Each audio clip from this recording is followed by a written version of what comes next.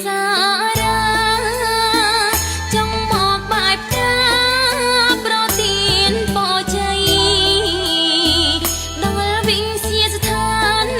វណ្ដាគណនីទីតាំងល្បាញល្បីក៏សាងបញ្ញវន្តយុទ្ធសាស្ត្រអប់រំប្រើប្រាំងជីវិតឲ្យខ្ពងអត់ដំ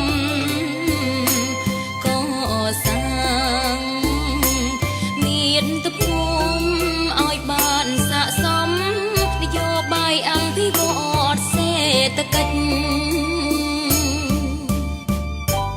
ទាំងស្នាក់វិស័យឈានមកល្អក្រៃបណ្ដឹងពីនិញ្ញកគណនីគម្រោងបណ្ដាបវ